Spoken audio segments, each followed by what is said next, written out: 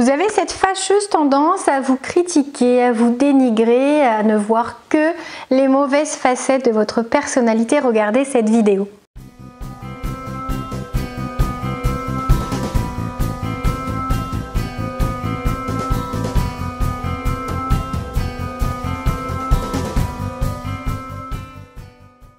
Bonjour à tous, je m'appelle Valérie Sauvage, je suis coach de vie. J'accompagne au quotidien des hommes, des femmes qui ont envie de se reconstruire, qui ont envie d'avancer, finalement de dessiner une existence qui leur correspond pleinement. Alors si vous vous retrouvez dans ce cas de figure, mais que vous avez ce frein embêtant, limitant, paralysant, qui consiste finalement à vous critiquer tellement et toujours que vous n'osez plus croire en vos rêves, que vous n'osez plus vous dire que vous avez le droit à mieux, à plus, à un changement de vie, à quelqu'un dans votre vie, à une vie heureuse, sereine et épanouissante. Alors, le fait de se critiquer vient aussi du fait que instinctivement, notre cerveau a tendance à se focaliser sur ce qui est négatif, sur ce qui ne fonctionne pas, sur ce qui n'est pas à la hauteur de notre niveau d'exigence. Et donc, on a tendance à remarquer beaucoup plus facilement tout ce qu'on ne fait pas, aussi bien que les autres, ou aussi bien que ce qu'on faisait avant, ou aussi bien que d'habitude, ou tout ce qu'on n'arrive pas à accomplir. Donc on va vraiment s'énerver, s'agacer, culpabiliser parfois, se reprocher de ne pas faire ce que les autres arrivent à faire. Alors il est urgent de comprendre que vous vous faites du mal, que vous vous abîmez en ne voyant que ce qu'il y a de plus noir selon vous en vous. On a tous des faiblesses, on a tous des choses dans lesquelles on n'est pas doué, on a tous des moments dans lesquels le moral n'est pas là, où l'énergie s'en va, où la fatigue prend le dessus et on n'est pas à la hauteur peut-être de ce qu'on sait faire d'habitude, mais peu importe. Essayez de ne pas vous répéter en boucle que vous n'y arrivez pas, que vous n'y arriverez jamais, que c'est votre destin, que vous êtes nul, que vous êtes un raté, que vous êtes moins bon que les autres, que vous ne méritez pas avoir accès au bonheur, ou peu importe ce que vous êtes en train de vous répéter, arrêtez de vous critiquer. Arrêtez, parce que vous ne vous rendez pas compte que vous vous faites vraiment énormément de mal, que vous vous blessez intérieurement, que vous vous diminuez, que vous nuisez à votre confiance, à votre niveau d'estime, à votre niveau de confiance en vous, à l'image que vous avez de vous-même.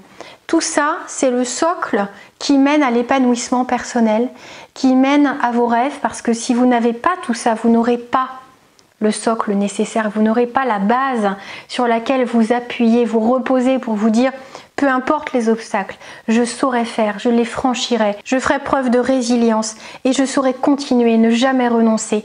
Non, vous êtes tellement habitué à être dans un schéma où vous vous reprochez plutôt de ne pas être à la hauteur que vous irez justement apporter une preuve supplémentaire au fait que finalement c'était pas fait pour vous, ou que vous n'étiez pas assez talentueux, ou pas assez courageux, ou pas assez motivé. Donc essayez d'enlever toutes ces étiquettes, comme si vous aviez collé plein de post-it qui vous décrivait en mode négatif. On efface tout ça, on froisse, on jette à la poubelle, on brûle, vous faites ce que vous voulez. Si vous voulez le faire en vrai, faites-le. Notez-le et décidez de les brûler un à un. Et décidez d'écrire sur d'autres post-it de toutes les couleurs, toutes les qualités que vous avez. Tout ce que vous arrivez à faire. Même si c'était une fois, même si ça remonte à il y a longtemps, marquez-moi toutes les qualités, toutes vos victoires, tout ce que vous arrivez à faire de beau, de bon. Peu importe que ça soit pas à la hauteur de ce que fait votre voisin ou le champion du monde de je ne sais quoi. En tout cas, vous avez des qualités. Vous ne pouvez pas être un être exceptionnellement doué de défauts sans aucune qualité. Ça n'existe pas.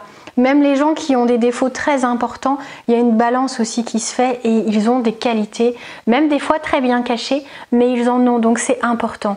Faites-vous ce cadeau, notamment si vous êtes parent, faites attention parce que à force de vous dénigrer, d'être pessimiste, de ne voir que le mauvais côté de vous-même, mais aussi en général des choses, ça a tendance à contaminer votre regard sur le reste du monde.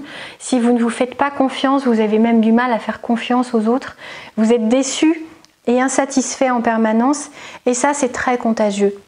Je pense que c'est vraiment la dernière chose que vous avez envie de transmettre à vos enfants. Donc si vous ne le faites pas pour vous, malheureusement, puisque ça serait sans doute la meilleure chose à faire que d'avoir envie de changer pour vous, que d'avoir envie de vous faire ce cadeau, en tout cas faites-le pour vos enfants, parce que sinon vous allez vraiment ne pas les aider dans la vie à partir avec une foi en ce que on est capable de faire, de fournir, de changer. Vous allez leur transmettre votre peur de l'échec, votre peur du rejet, votre peur de ne pas être à la hauteur, donc faites très très attention. C'est important de prendre soin de vous, de prendre soin de vos proches, de croire en la vie, de croire en vos rêves et de les suivre jusqu'au bout sans jamais renoncer. Si vous avez besoin d'aide, contactez-moi, que ce soit en commentaire en dessous ou par le biais de mon site internet ou de mon mail.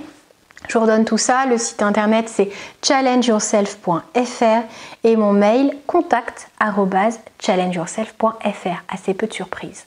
Passez une très belle journée et prenez soin de vous, à bientôt. Au revoir. Surtout si vous avez aimé cette vidéo, montrez-le moi, mettez-moi un petit pouce j'aime. Belle journée.